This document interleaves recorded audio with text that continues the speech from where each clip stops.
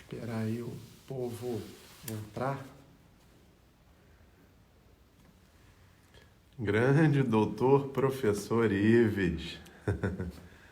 Grande prazer. Thaís, professor Rodrigo Ribeiro. Vamos entrando aí, pessoal. Vou digitando aqui o nosso tema de live hoje, que é a fisioterapia vestibular. Com um grande mestre aí, amigo, professor André.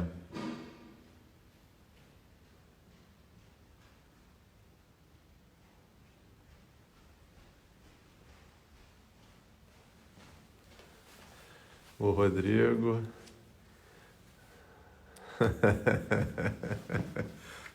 É o maior fã dos Los Hermanos. Bacana. Vamos lá, pessoal. Vamos entrando. O professor André já entrou aí.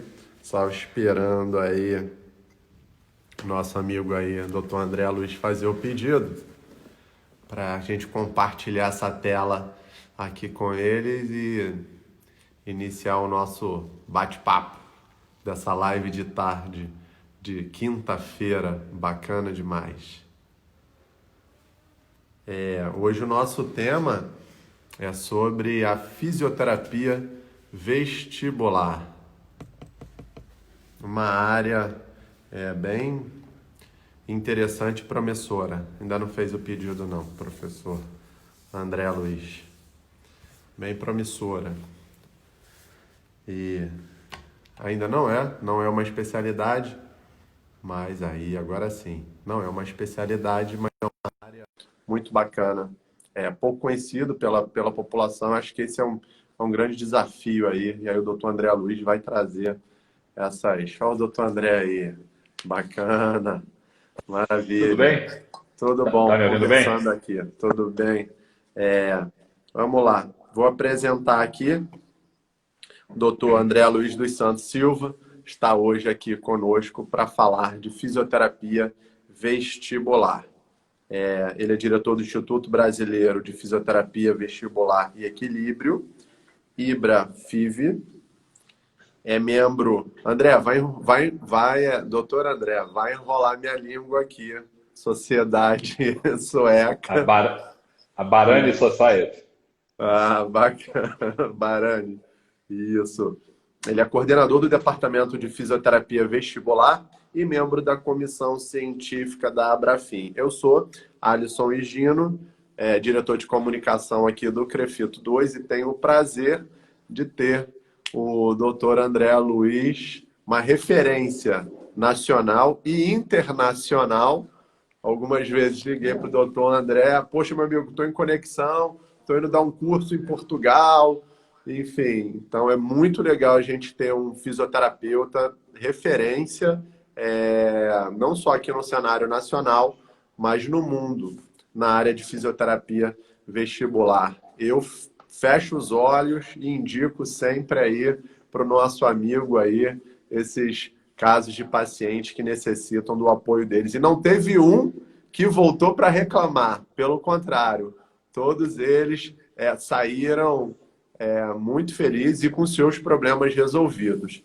E aí, doutor André, eu tenho hoje aqui esse prazer para que você possa estar trazendo para a gente, né, esse assunto da fisioterapia vestibular. A gente tem aqui alunos, ingressos na fisioterapia participando, tem outros já no último ano de faculdade. Temos colegas aqui, o doutor Ives, coordenador lá da Veiga aqui conosco, tem outros professores aqui que já entraram aqui também. E por ser live, a gente é aberto aí a pessoas da população da sociedade civil em geral. Claro. Vou te deixar à vontade para você apresentar o tema da fisioterapia vestibular.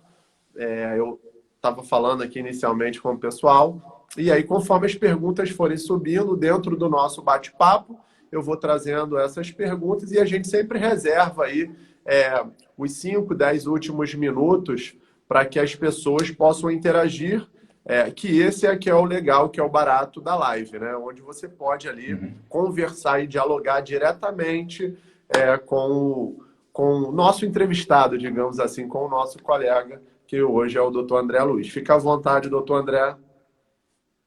Boa tarde, doutor Alisson. Em primeiro lugar, agradecer aí pelo convite carinhoso. Estávamos combinando já há algumas semanas, né? Faltava a agenda nossa encaixar. Mas muito obrigado, parabéns pela iniciativa. Eu sei muito do que você vem proporcionando aí para o bom funcionamento dos trabalhos no Crefito. E aqui não tem como deixar de lembrar e enviar um abraço para o meu amigo, irmão, presidente do Crefito 2, Dr. Willem, do qual tenho muita saudade. E certamente, quando o mundo voltar a girar, voltaremos aí a frequentar mais a casa, que eu sei que serei sempre bem recebido, como vocês recebem. A casa é E, sua. e obrigado aí pela presença de todos. Em nome aí do professor Ives, eu cumprimento a todos os presentes. Muito bem, como você falou, quer dizer, essa área de atuação, né, a fisioterapia vestibular, é uma área de atuação que foi reconhecida pelo Conselho Federal de Fisioterapia em 2012, através de uma resolução oficialmente, e que, entre outras denominações, temos fisioterapia vestibular, fisioterapia labiríntica, reabilitação vestibular, e com a nossa conversa aqui eu vou clarear um pouco mais esses conceitos. E é de suma importância porque mais recentemente tivemos, né, a comemoração nacional do Dia da Fisioterapia Vestibular, que estamos atrelados à fisioterapia neurofuncional, que é a especialidade, e lá na Abrafim nós temos o departamento de fisioterapia vestibular com membros muito atuantes de várias partes do Brasil, do qual eu coordeno. Então, eu diria que nesses quase 28 anos de formado, eu dedico a fisioterapia vestibular aí Minha idade. mais de... eu dedico a isso, estou em 22 anos praticamente dedicando exclusivamente à fisioterapia vestibular, na área da docência, na área da ciência, da assistência e também da política. Eu fiz questão de frisar esses 4 elementos aqui, que uma vez sendo membro da Comissão de Educação do Crefito, do qual eu estou sempre à disposição, o nosso grande doutor José Roberto Prado Júnior olhou para mim e para a doutora Anke e falou: vocês atuam em 4 frentes que uma área profissional necessita. E eu achei isso muito interessante, a doutora Anke vai lembrar disso. Vocês atuam na docência, na assistência, na pesquisa e na parte política, como hoje a própria doutora Anke está aí trabalhando ativamente. Então, acho isso importante também passar aqui, né, considerando o nosso canal, nosso Crefito 2, a Sim, sim. importância também de não esquecermos esse lado da parte política da profissão, que é tão importante. Né? Sim, inclusive, até hoje a gente está. A gente até veiculou que hoje está sendo votado na Alerj o PL 2429 de 2020, que ele foi escrito aqui pelos colegas aqui do Conselho e apresentado a um deputado estadual que conseguiu encaixar para ser votado hoje lá na Alerj, para que se tenha 24 horas um colega fisioterapeuta nos CTIs em todo o estado do Rio de Janeiro. E esse é o trabalho político, né? Que a gente vai fazendo, Exato. com isso, ganhando oportunidades de mercado e favorecendo a boa prestação da assistência para a sociedade, para a população. Isso é muito importante. Eu costumo falar sempre para os pacientes, mas especialmente para os alunos e até colegas profissionais. O Crefito está aí para proteger a população da gente, não para nos proteger necessariamente. Então, isso é muito importante dessa atividade conjunta, inclusive Crefito com o sindicato, mas essa atividade conjunta para que a beneficiária maior seja a população, né, de recursos reconhecidamente aplicáveis aí. E é o caso da fisioterapia vestibular, né, que nós temos mundialmente uma ampla validação das suas ferramentas de avaliação e de abordagem terapêutica. Uhum. Bacana. Fala um pouquinho, então, doutor André, para a gente sobre a área de atuação, como é que surgiu a fisioterapia vestibular em si, o que o Ok. fisioterapeuta ele faz, o que ele atua, onde ele pode contribuir de forma mais ampla, e aí a gente vai posteriormente entrando especificamente, Ok. né? Vamos lá. Então, na realidade, assim, a fisioterapia vestibular, ela teve início na década de 40, onde um fisioterapeuta e um médico lá na Inglaterra perceberam que pacientes após uma fase aguda de algum evento labiríntico ou vestibular, ou após a cirurgia também no labirinto, esses pacientes no pós-operatório ou já nessa atividade já precoce, os que se movimentavam mais no leito tinham uma recuperação melhor do que aqueles que ficavam mais parados em repouso quase absoluto. Então, a partir dessa observação empírica, eles criaram. Era uma equipe multidisciplinar, né? Na realidade, foi aos artigos originais, então era uma equipe maior, com a presença de várias especialidades.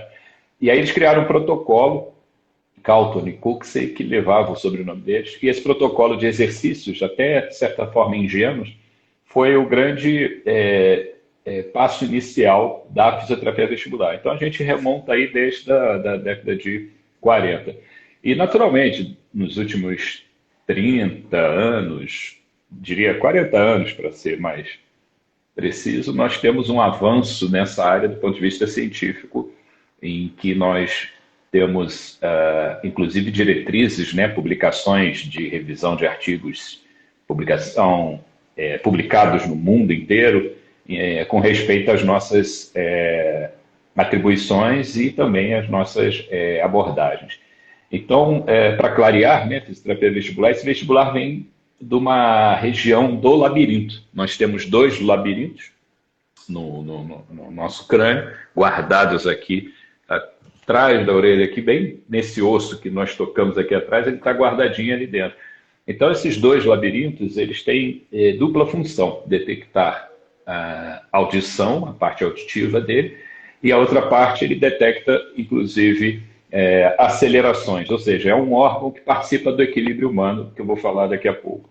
Então, esse órgão, ele é um órgão sensorial e possui essa capacidade de detectar aceleração, ou seja, aceleração angular, quando nós movimentamos a cabeça fazendo o movimento do não ou do sim, e também ele detecta aceleração linear, quando nós, por exemplo, dentro do metrô, dentro de um trem, o vagão se desloca horizontalmente, ou dentro de um elevador, quando você sobe e desce, o labirinto está ali para perceber esse movimento e ele informa ao cérebro que a cabeça está sendo mobilizada.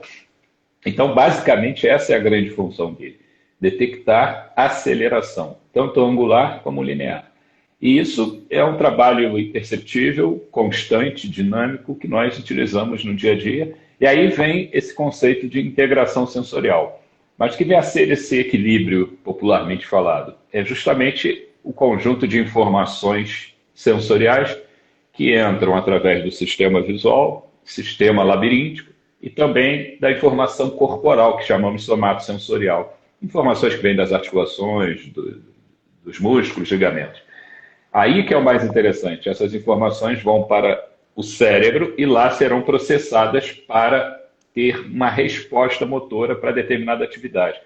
Então, esses sistemas sensoriais que eu falei estão alertas 24 horas por dia. E isso tudo para garantir a nossa estabilidade, a nossa estabilidade corporal. Seja em atividades voluntárias ou até mesmo involuntárias, que nós temos como antecipar certas reações no dia a dia. Então, a importância do labirinto recai sobre isso. Ele, diante desses 3 sistemas, ele especialmente trabalha muito bem em baixas frequências. O que significa isso? Nós aqui parados, sentados, com mais tranquilidade, e a estabilidade corporal estabelecida. Mas se levantarmos agora e começarmos a correr ou pular, etc., aí o labirinto entra em ação. E aí essa ação dele é o quê? Ele influencia o sistema visual para que haja uma correção desse sistema visual para endireitar a cabeça no espaço, para garantir essa verticalidade. Mesmo você inclinando a cabeça, ele vai atuar sobre o sistema visual para ajustá-lo e assim garantir o nosso equilíbrio. E ele também se comunica com a medula espinhal, ou seja, ele manda informações para o resto do corpo para também os ajustes posturais do corpo inteiro. E isso torna interessante porque, através desses dois caminhos, né, anatômicos que eu citei aqui, é o caminho que nós vamos fazer para a avaliação desse paciente. Então, é importantíssimo esse paciente, independente da fase que ele se encontre, independente de quem encaminhou, que o fisioterapeuta faça jus à resolução COFIT 80, que é a avaliação e diagnóstico desse paciente. Então, mesmo que ele venha com um diagnóstico médico estabelecido, nós vamos fazer o quê? Uma avaliação funcional para detectar limitações funcionais nesse paciente. Então, é importante isso. Quando se fala labirintite, nós temos duas explicações. Uma, a labirintite doença, que é uma infecção do labirinto e que afeta não só a parte auditiva, como também afeta o equilíbrio, tonturas, etc. Então, essa labirintite doença ela é até rara, mas só que esse nome virou popular. Então, quando falamos labirintite do popular, o paciente se autodetermina um diagnóstico chamado labirintite. Esse termo popular para a gente da área significa 300 tipos e 2.000 causas aproximadamente, entre problemas labirínticos ou cerebrais afetando o labirinto. Então, diante desse panorama, desse cenário de tantas possibilidades, nosso caminho na fisioterapia ele é muito simples. Nós vamos fazer uma anamnese, uma entrevista com esse paciente, uma avaliação física, para chegar a esse diagnóstico detectando o quê? Exatamente a função desses reflexos. Reflexo labirinto ocular, vestíbulo ocular, e o reflexo labirinto espinhal ou vestíbulo espinhal. Então, temos ferramentas hoje de avaliação à beira do leito, como testes físicos, podendo até usar equipamentos de alta tecnologia, mas podem ser dispensáveis diante de tanto conhecimento que temos hoje no assunto. Então, essa avaliação à beira do leito permite identificar disfunções do labirinto, uma vez que ele é inacessível. Você estava falando agora do hospital, da presença do fisioterapeuta. O fisioterapeuta hospitalar, ele necessita desse conhecimento também. Essa abordagem nossa ela começa lá na emergência do paciente com tontura. Depois me lembra para explicar sobre conceito de tontura, que é importante. Então, para fechar só esse raciocínio, falando da parte hospitalar, é um dos principais momentos em que o fisioterapeuta, quando tem um paciente, até na própria emergência, com queixo de tontura, pode participar dessa avaliação e já iniciar precocemente a abordagem. Como eu falei antes, a abordagem nossa ou vai para um caminho que temos uns cristalzinhos dentro do labirinto que se deslocam, aí temos manobras especiais e suaves para resolver, ou vai para o caminho da cinesioterapia, que é o tratamento baseado em exercícios terapêuticos, em movimento. Então, eu gosto sempre de lembrar para o paciente, o labirinto é um órgão de movimento, portanto, ele não foi feito para ser conduzido ou cuidado ou tratado em repouso absoluto ou com uso exclusivo de medicamento que vai servir para dar uma reduzida na função dele, que às vezes é necessário, mas ele tem que ser encorajado a movimentar. O movimento é o remédio maior para esse paciente. Bacana, bacana. Muito bom. Isso esclarece, né? A importância do fisioterapeuta. Não, exatamente. Desculpa, gente. Isso esclarece e solidifica a importância do fisioterapeuta numa equipe multidisciplinar para avaliar esse paciente, seja na emergência hospitalar ou seja em nível ambulatorial. Bacana.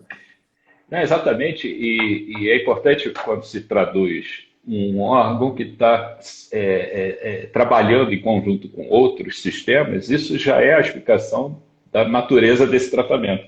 Tem que ser multi e interdisciplinar, tem que ser entre vários profissionais para trazer suas contribuições para esse paciente. Então, por isso que eu digo, a nossa avaliação lidando com um órgão exposto ao movimento constantemente, nada mais oportuno e importante da presença do fisioterapeuta para avaliar as consequências das disfunções, das lesões desse sistema, né? Agora, esse paciente que ele tem a queixa de tontura, ele muitas vezes também se confunde, né? Se isso tem origem no labirinto, como ele vai se explicar, como ele vai apresentar essa queixa dele para a gente. Então, para facilitar, o que eu falo para o paciente é o seguinte: só temos dois tipos de tontura, a rotatória e a não rotatória. Então, a rotatória, você vê o ambiente girar ao seu redor, como se fosse um carrossel girando. Isso pode acontecer quando você deita, por exemplo, ou gira na cama em alguma situação do dia a dia. Essa tontura rotatória é a vertigem. Então, é sinônimo de ver um ambiente girar ao seu redor. A outra tontura é a não rotatória, ou seja, nada gira ao seu redor. Você sente instabilidade, desequilíbrio, peso na cabeça, mas não vê, abrindo os olhos, nada girar. Esse é um outro tipo de tontura. É importante separar isso porque esse paciente da tontura inicial, a vertigem, a rotatória, nós já temos uma ideia só na queixa principal que 90% de chance de ser do labirinto o problema. Agora, a não rotatória não necessariamente é do labirinto. Um exemplo prático do dia a dia: uma pessoa que está em jejum por várias horas, ela vai ter, entre outros sintomas, a tontura, mas essa tontura não vai ser rotatória. E ele pode evoluir até para quase um desmaio, para pré-síncope por hipoglicemia, por baixo nível de açúcar no sangue. Isso dá tontura. Uma arritmia cardíaca pode dar tontura. Mas isso importante é ter essa noção do que você está procurando, investigando nesse paciente, para justamente esse paciente vindo até você, ou você encaminhando esse paciente, você ter noção exata quais os caminhos que ele vai levar, em vez de perder muito tempo em determinadas atividades que não vão concluir nada para ele, entendeu? Uhum. Bacana. Agora, Essa aí você já está trazendo, você pediu para eu lembrar, né, sobre a tontura, a diferenciação, né? exatamente, exatamente. Então Tá. essa diferenciação, ela contribui muito para começar a conversa com o paciente, para ele se localizar, o que está acontecendo.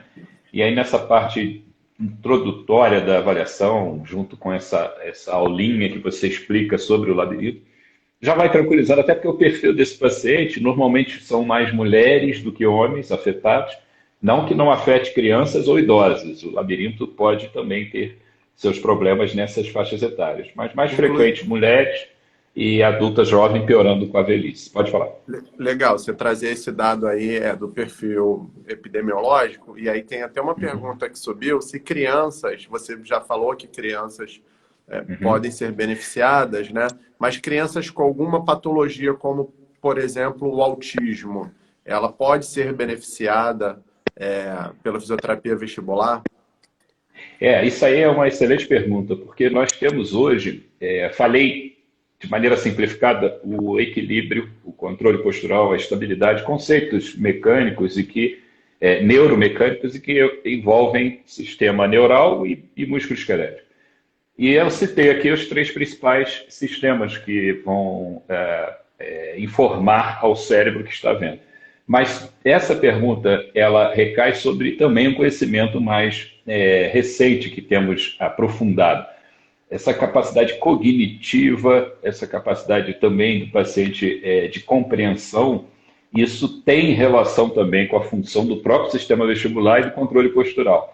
Então, considerando a criança aí com o diagnóstico de autismo, mas podemos levar também para os idosos com Alzheimer ou com algum tipo de demência vascular, tem uma incrível influência sobre isso. Esses pacientes podem ter queixas, você vai ter que decifrar muitas vezes esse tipo de tontura que ele está referindo, mas as avaliações físicas nos permitem conduzir esse diagnóstico funcional até a suspeita de envolvimento labiríntico. Então, por exemplo, nós temos sinais e sintomas que envolvem essa área. Então, a gente tem o exemplo aqui da tontura como um sintoma, uma coisa muito pessoal e que, naturalmente,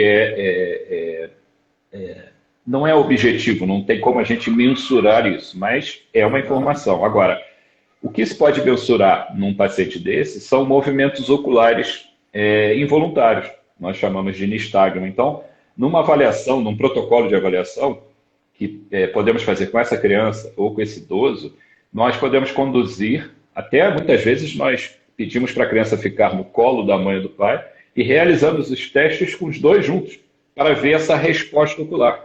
Então, isso pode contribuir na evolução desse diagnóstico funcional e, naturalmente, com a abordagem terapêutica, assim como também a avaliação do equilíbrio.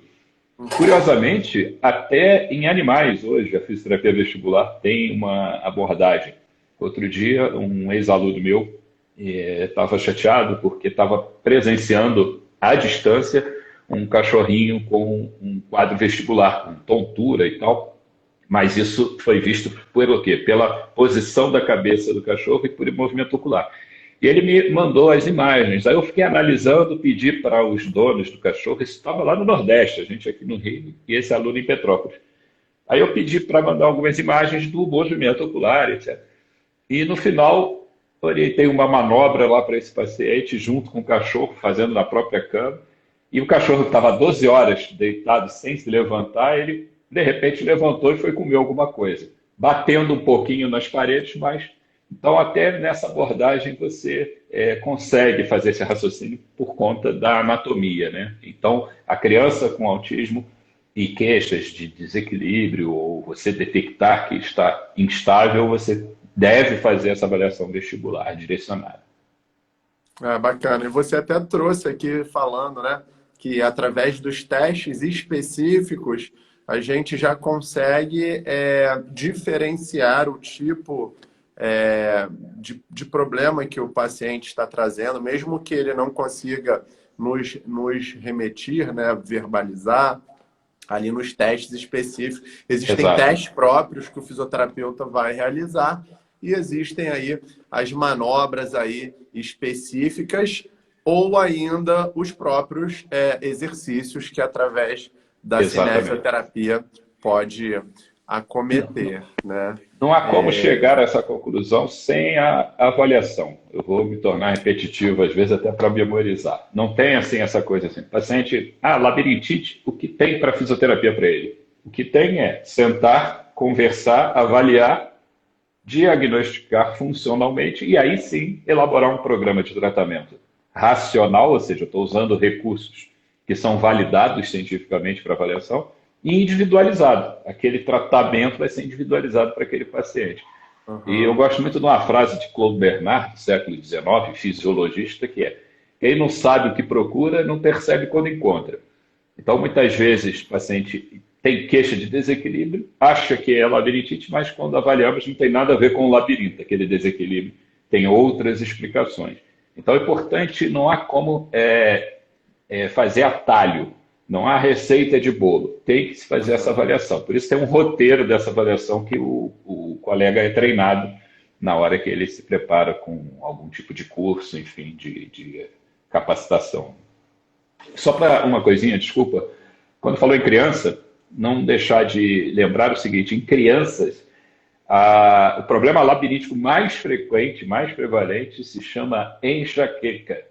Nós temos uma doença relacionada à criança com esse diagnóstico que se chama vertigem paroxística benigna da infância, VPBI, mas é sinônimo de enxaqueca. Enxaqueca, lembrando, não é sinônimo de dor de cabeça, é uma síndrome. E aí pode ou não ter dor de cabeça. Agora, hoje, não só em criança, eu diria até em adultos também, a enxaqueca, tecnicamente migrânea, ela é uma das maiores inimigas do labirinto,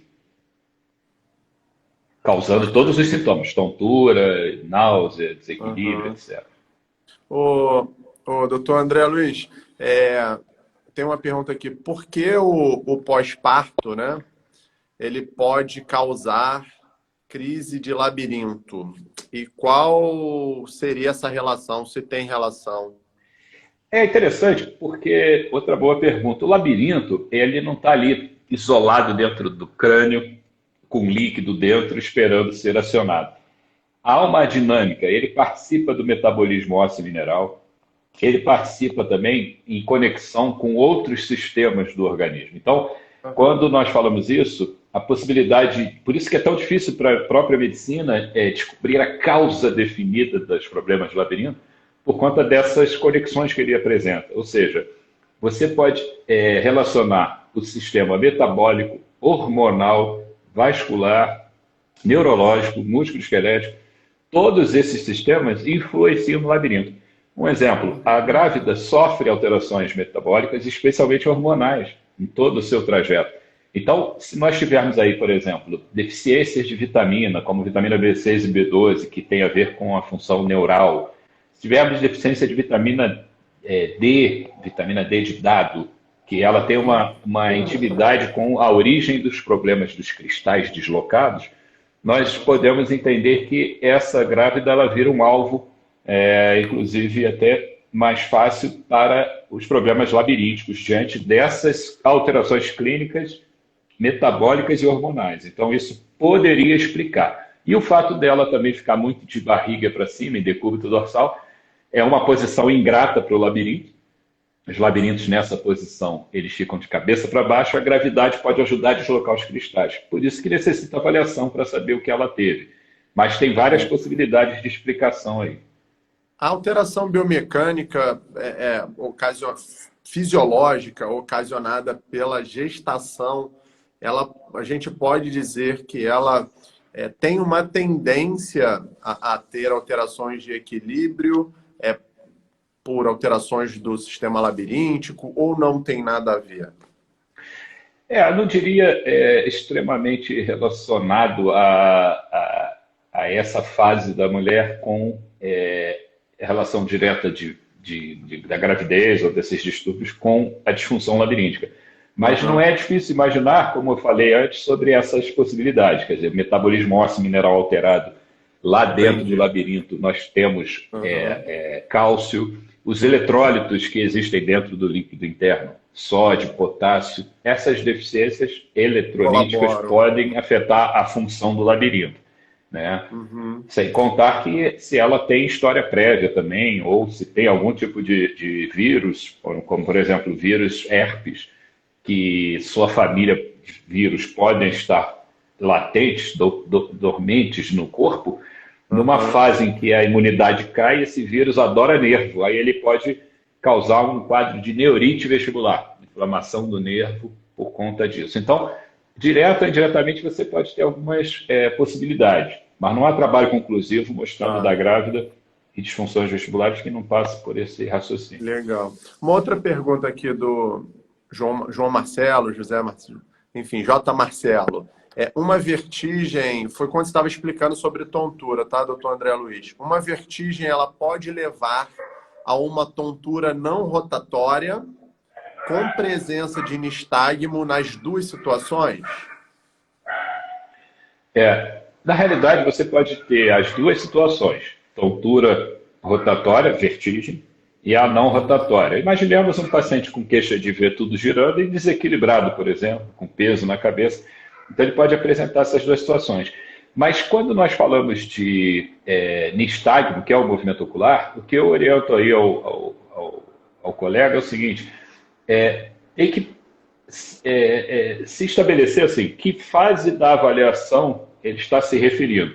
Então, dependendo do teste que você vai fazer, ele pode desencadear sinais e sintomas, como, por exemplo, aumentar a tontura e vir com movimento ocular. Então, através dessa estratégia, com o surgimento desse movimento ocular após um teste, aí sim, esse movimento ocular que vai ser a parte fundamental para se raciocinar o que está vendo no labirinto. Ou seja, não é o teste em si, é o que se encontra depois do teste, que no caso aí é o movimento ocular. Então, precisa saber que fase está se comentando. Agora, por outro lado, existem situações espontâneas, ou seja, o paciente, dependendo da fase aguda, por exemplo, de tontura, nessa neurítica me referi agora, esse paciente sozinho já tem, sem fazer movimento, né, já tem movimento ocular espontâneo, que a gente já na emergência consegue detectar isso na inspeção. E aí, desse movimento ocular espontâneo, na emergência tem um protocolo chamado protocolo HINTS, um desses protocolos, mas esse é um dos mais utilizados, e mais confirmados cientificamente, esse protocolo HIIT são exames oculomotores na beira do leito, em que você tem mais sensibilidade com esses exames à beira do leito, clínicos, do que a própria ressonância de crânio para suspeitar de um AVC, por exemplo. Então, essa fase inicial, fase aguda, com tontura, nistagmo espontâneo, pacientes, vamos dizer, de 45 anos para cima, que venha associado à dor de cabeça, são pacientes de urgência, perdão, de emergência, e que assim devem ser avaliados. Mas mesmo lá, com esses protocolos, você consegue, com o exame clínico, suspeitar de uma lesão de origem central e ele ser internado para investigação. Legal. E, doutor André Luiz, outra pergunta. A realidade virtual, ela é usada como um recurso terapêutico? Sim, boa pergunta. Ela entra, sim, como um recurso terapêutico, mas é importante quando estabelecemos assim, olha, esse paciente é eleito para a reabilitação, quer dizer, para procedimentos baseados em exercícios, cinesioterapia. Aí temos conceitos baseados em neurociências, quer dizer, plasticidade, a capacidade cerebral de modificações. Então, esse paciente, na linha de exercícios terapêuticos, ele pode se beneficiar de recursos que nós vamos chamar de habituação, ou seja, é o mesmo que fazer exercícios repetitivos para reduzir o seu sintoma. Ele pode se beneficiar de exercícios de adaptação vestibular, que é o mesmo que dizer também exercícios de movimento repetitivos, mas que com a proposta de recuperar aquele reflexo que eu falei no início, da função do labirinto com os olhos. Então, esse paciente, ele pode ser selecionado para essas abordagens através desses exercícios e assim ser orientado para executá-los, inclusive em casa, né? Não existe fisioterapia vestibular 1, 2 vezes por semana. Ele pode até ir para o seu consultório nessa frequência, mas diariamente ele precisa realizar constantemente esses exercícios. Me lembra a sua pergunta, essa última pergunta? Essa que eu fiz? Essa última que o colega fez. A realidade virtual é usada da realidade virtual, terapêutico. perdão. Aí eu tinha me esquecido do detalhe da realidade virtual. Por que eu expliquei isso? Porque nós nunca começamos a reabilitação com realidade virtual. Era esse o raciocínio que eu queria completar. Então, ela é bem-vinda, mas não é a escolha inicial. Esse paciente começa com esses exercícios que eu falei, mais fundamentais, movimentação da cabeça, até porque temos que combater um certo quadro de cinesiofobia que ele fica, ou seja, de medo do movimento. Então, à medida em que vai compensando, ou seja, o sistema vai dando sinais de compensação, redução dos sintomas, diminuição de movimento ocular, aí sim nós podemos entrar com o recurso da realidade virtual. Agora, muito cuidado se você tem esse paciente que eu falei da enxaqueca, que é o paciente com enxaqueca vestibular. Esse paciente já tem um quadro de vertigem visual e sensibilidade visual, que causa tontura. Então, a realidade virtual para ele já pode ser uma contraindicação, inclusive. Ah, bacana. Tem uma colega aqui que é terapeuta ocupacional e aí ela pergunta, eu acho até que você já comentou aqui, o sistema vestibular ele estimula outros sentidos, correto? Ele está conectado a outros sistemas, como o visual, o somatosensorial, e tem ainda uma rede neural que ele vai até a memória, vai em outras áreas cerebrais. Mas ele está conectado a outros sistemas, sim. Então, legal. O distúrbio vestibular tem cura ou só melhora por um período? É uma boa pergunta, né? Esse passado dos últimos 40 anos para trás, o paciente realmente ficava desesperado. A cultura era, toma um remédio, vai para casa que isso não tem jeito.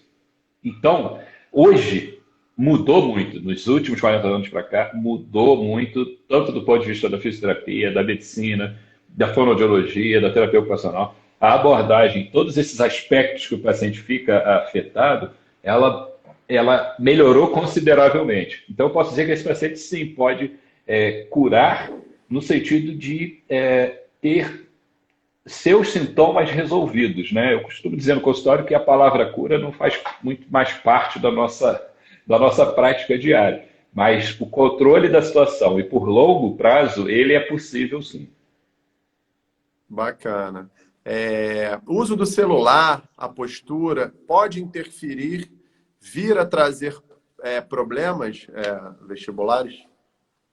Não, não há comprovação de uso de celular, seja por estímulo visual ou pela postura do pescoço e cabeça, não há comprovação de complicação nem para a parte vestibular, muito menos para a origem de dor, conforme colegas pesquisadores com trabalho realizado no mestrado da Uniswan comprovaram isso já há algum tempo. Ah, que legal, que legal. Inclusive, os corujas entraram aí, o povo da Opa! Visio Uniswan entraram aí para estar É, acompanhando. fiz parte daquele time maravilhoso lá, time Bacana, excelente. Mestrado e doutorado eu recomendo aí bacana. a todos os colegas. Legal, bacana. Isso aí me lembrou muito mitos e verdades, né? O fato ou fake, né? Que é a É isso utilização de aí. celular, bem bacana. Exato, exato. Doutor André, de doutor para doutor, o nosso amigo aqui, Renato de Paulo, perguntando, o senhor me casa, tá melhor? Ocorre que numa live com esse querido doutor Renato de Paulo, ele me pediu uma demonstração e falou: Você é professor, se vira aí. E aí eu fiz o quê? Eu peguei uma bola de vôlei que eu tenho aqui de praia, botei um capacete de ciclista, que eu também tenho praticado ciclismo e é bom Legal. também para equilíbrio. E aí coloquei na bola me casa, né? Então virou o paciente me casa. E ali eu demonstrei algumas coisas e tal. E ele vai bem. O Renato, ele está muito bem, mandou lembranças e não vê a hora de te reencontrar. Ah, bacana. Renato é uma figura. Então, deixa eu te fazer uma pergunta aqui. Acabaram que as perguntas aqui, o pessoal fique à vontade para subir as perguntas aí se vocês tiverem, tá? Muitos colegas entendem, ou não vou jogar a culpa nos colegas, não, tá bom? O paciente esteve no consultório do doutor André Luiz e estava com uma alteração de equilíbrio, e aí falou: Nossa, esse doutor ele é um bruxo.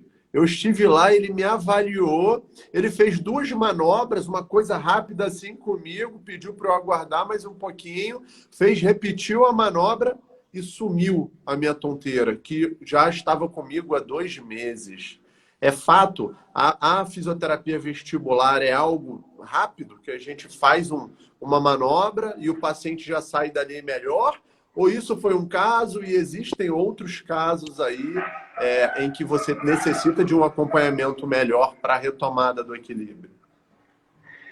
De fato, Isso dependendo é do um case diagnóstico, real, por tá? exemplo, Isso é um case real. dependendo do diagnóstico, como eu falei, você com mais precisão ali no que está procurando, você pode encontrar coisas assim como o caso dos cristalzinhos deslocados, que você consegue detectar naquele mesmo momento e o recomendado é fazer uma manobra para recolocar esses cristais. É o tratamento mais eficaz atualmente. Então, a maior parte dos pacientes tem uma recuperação e nós executamos atualmente até 2, 3 manobras no mesmo dia ali, junto com o paciente, não tem nada rápido, eu falo para ele, não vou fazer nada de surpresa, não. Então, ele participa do tratamento.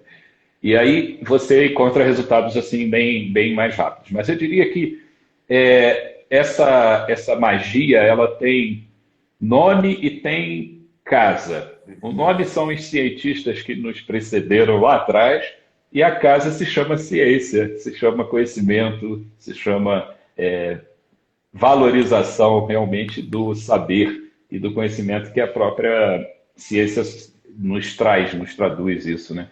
Então, não há uma magia nesse sentido, a não ser homenagear esses mágicos cientistas aí do passado que nos deram de presente esse conhecimento que é nosso dever dar prosseguimento, né? Bacana, bacana, então. Méritos para o doutor André que tratou essa paciente. É, Que bom, fico deixa eu... feliz. O pessoal está perguntando aqui sobre ciclismo, tá? É, E aí, assim, você falou sobre ciclismo. Os exercícios aeróbicos, eles ajudam no tratamento do labirinto? E aí teve já uma outra ainda sobre ciclismo, né? Também me interessou sobre o ciclismo. Se o paciente já estiver estabilizado, é algo a ser indicado. É, entre correlacionar assim, a atividade do ciclismo como uma ferramenta, né, que reproduz assim uma recuperação funcional do labirinto, eu não me recordo de ter isso publicado, mas o raciocínio voltado para o ciclismo, tanto na própria postura que você fica ali naquela atividade, né? Tem vários Aham. tipos, né, de pista que você vai fazer, mas aquela postura que você precisa, sem dúvida, de uma posição da cabeça, muitas vezes constantemente você está olhando só para o chão, né, e Uhum. eventualmente levanta. Essa tarefa de endireitar a cabeça no espaço é uma tarefa labiríntica. E como eu falei, o deslizamento na pista também está sendo observado aí essas estruturas labirínticas. Agora, do ponto de vista cardio, né, do ponto de vista aeróbico, é fundamental, porque a ativação circulatória que advém dos exercícios, especialmente Uhum. do exercício como o ciclismo, eu tenho vivido isso na prática, eu tenho desafiado a subir aí algumas pistas mais íngremes e tal. Sem dúvida nenhuma é salutar, porque vamos considerar o seguinte: qual é a estratégia, no plano geral, do atendimento médico tradicional para o paciente com o distúrbio vestibular? O uso que todos os pacientes conhecem de medicamentos para a tontura, né, os antivertiginosos. Mas a maior parte desses medicamentos, elas têm como estratégia o quê? Além de dar uma diminuída na atividade elétrica do labirinto, eles são vasoativos. Então a estratégia médica, nada mais, nada menos, é o quê? Eles buscam aumentar a circulação de sangue para o labirinto.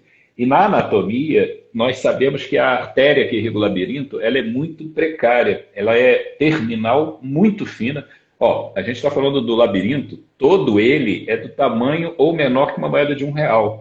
Então ele é muito pequenininho. Então a artéria que irriga, além de ser pequena, fininha, ela não tem colaterais, ela não tem outros vizinhos ali, ela é única. Então já é um órgão tão importante, mas ele, em termos de irrigação sanguínea, ele já é limitado.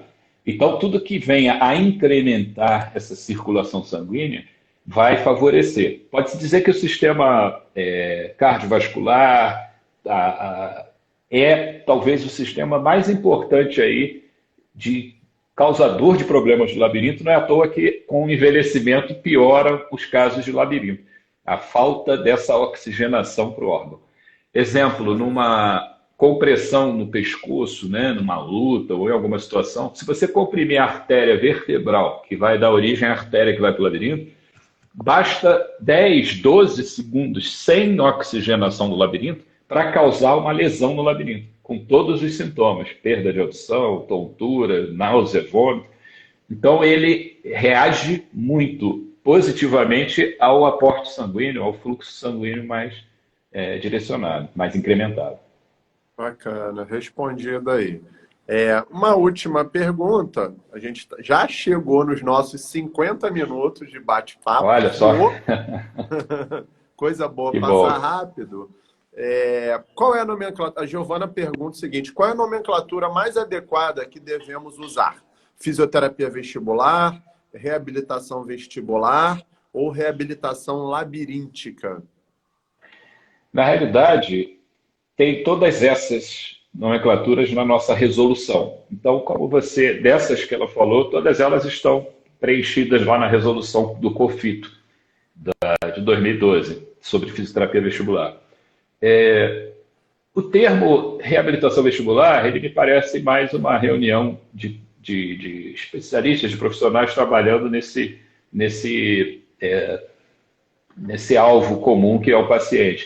Eu diria que a fisioterapia, tanto nossa, nacional como internacional, escola americana, escolas europeias, nós estamos num patamar muito evoluído, até porque nós temos a publicação mais recente da Associação Americana de Diretrizes da fisioterapia vestibular para casos de hipofunção, os casos que precisam de exercícios, né? Aham. Então, de certa forma, além de participar lá do Abrafim, nós temos um grupo internacional de fisioterapia vestibular que é vinculado à WCPT. Antes vem a INPA, Associação Internacional de Fisioterapia Neurológica, e a WCPT, que é a nossa Confederação Mundial. E eu participo também desse grupo internacional.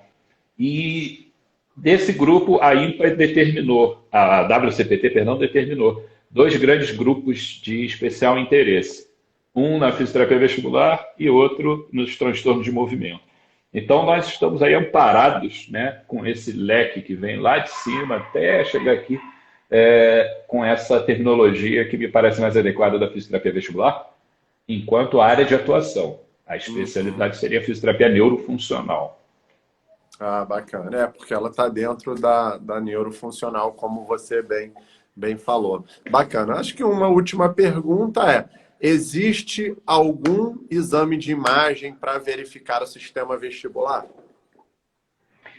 Boa pergunta também. O 90%, falo sem preocupação, 90% desse diagnóstico, seja do fisioterapeuta, do médico otoneurologista que trabalha nessa área, do neurootologista que trabalha nessa área, 90% desse diagnóstico é clínico, beira do leito. Então, nós sabemos que após esse exame mais minucioso à beira do leito, semiologia clínica, você tem condições já de prever esse diagnóstico, seja o nosso funcional, seja o do médico etiológico, e aí os exames vão complementar isso aí. Agora, no quadro mais comum, que é a VPPB, a vertigem posicional dos cristalzinhos que saem do lugar, os Aham. trabalhos mostram o seguinte: 65% dos pacientes são submetidos a exames desnecessários. Então, há necessidade de se rever isso na prática nossa multidisciplinar diária, da solicitação inadequada de exames que, cientificamente, estão comprovados não vão auxiliar. Como, por exemplo, finalizar um diagnóstico de VPPB dos cristais fora do lugar, dispensa exame de imagem, ressonância, tomografia, exames de sangue e, aproveitando aqui a oportunidade, lembrar, a cervical não é causadora dos problemas do labirinto. A cervical ela é um componente que pode incrementar os sintomas, a cervical alta, mas ela não é causadora. Então, solicitar exames desnecessários da cervical, sem antes realizar os exames que eu falei, não vai servir de nada. Me falar que tem uma hérnia de disco num nível da cervical não vai trazer correlação direta com o diagnóstico. Então, os exames de imagem não serão sensíveis a fechar diagnóstico para o labirinto. Agora, quando há necessidade, aí sim o estudo do labirinto pode ser feito e de maneira muito bonita. Tomografia da mastoide, você consegue ver a parte óssea do labirinto. Ressonância magnética de mastoide, você consegue ver o labirinto membranoso por dentro e saber se tem algumas alterações patológicas.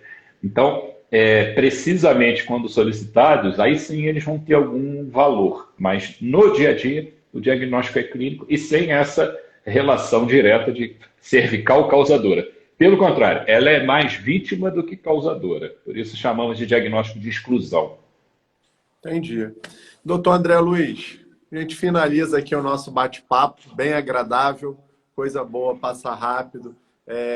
Quero te agradecer em nome do nosso presidente, doutor William Raio, ter aceitado o convite em ceder aqui uma hora de todo o seu conhecimento para estar compartilhando aqui com os colegas, em nome de todo o Crefito 2. E lembrando que você é da família Crefito 2, a casa é sua, assim como é de todos os fisioterapeutas e terapeutas ocupacionais do estado do Rio de Janeiro, mas você é um grande irmão e querido, e saiba que a sua vinda aqui, a gente está sempre de portas abertas, porque você é um grande querido aqui de todo o Crefito 2, tá? Fica à vontade para você finalizar. Fala aí para o pessoal que a live vai ficar salva no IGTV da nossa página, para quem depois quiser dar uma olhadinha lá novamente, tá? Obrigado, doutor Alisson. Obrigado ao presidente, nosso querido doutor Ville, que eu agradeço imenso poder contribuir aí por essa iniciativa.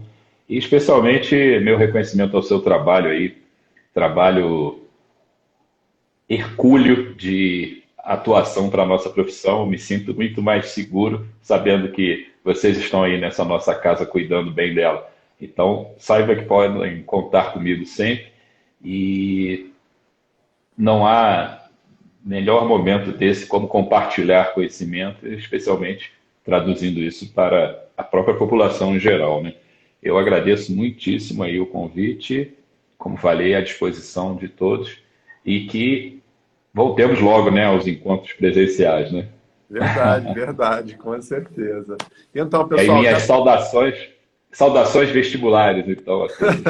bacana, bacana, bacana. Já deixo aqui o convite, então, para terça-feira, para nossa próxima live, às 16 horas aqui de novo. Um grande abraço, doutor André Luiz.